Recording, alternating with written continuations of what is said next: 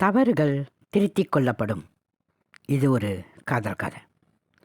கம்ப்யூட்டரில் print out எடுத்து பார்த்து கொண்டிருந்த நான் பியூன் மாரியின் குரல் கேட்டு நிமிர்ந்தேன். என்ன மாரி? சார், உங்களை பார்க்க ஒரு பொண்ணு ஆஃபீஸ் ரிசப்ஷனில் வந்து காத்துக்கிட்டு இருக்கு சார். நான் நெற்றியை சுருக்கினேன். பொண்ணா? ஆமாம் சார். நான் கம்ப்யூட்டரை அணைத்து விட்டு எழுந்தேன். மனதில் நிரப்பிக்கொண்ட வியப்போடு நடந்தேன்.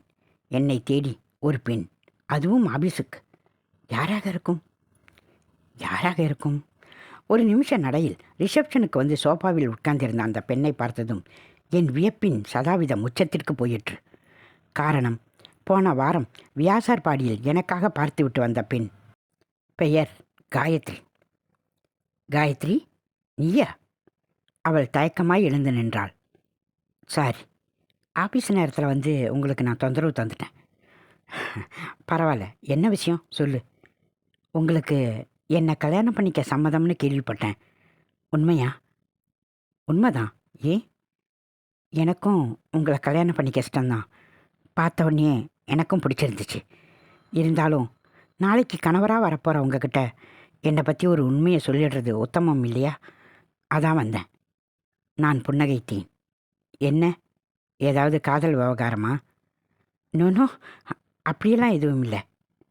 பின்ன என்னோட அம்மாவும் சரி, அப்பாவும் சரி, இந்த கல்யாண புரோக்கர்களும் சரி, என்னை பற்றி ஒரு விஷயத்தை உங்ககிட்ட மறைச்சிட்டாங்க. நான் ரொம்ப ஆர்வமானேன். என்ன விஷயம்?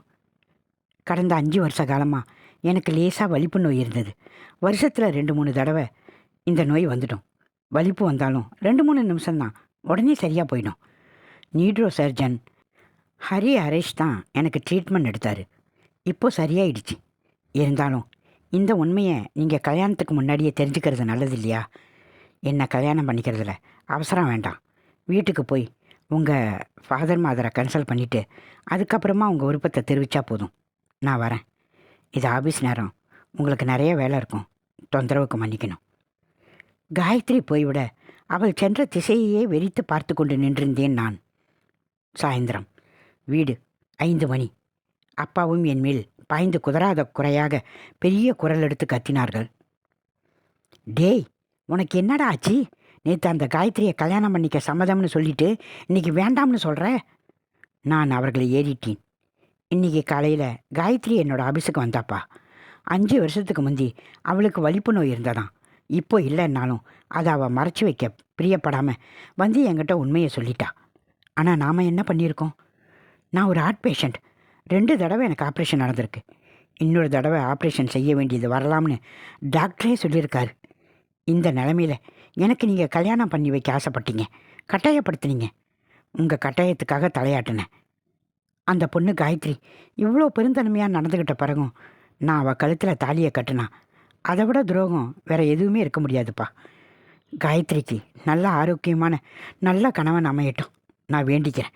இதோட எனக்கு பெண் பார்க்குற முயற்சிகளுக்கு ஒரு முற்றுப்புள்ளி வைங்க. எனக்கு நீங்கள் பண்ணக்கூடிய பெரிய உதவி இதுதான் என்றான் மனக்கலக்கத்தோடு.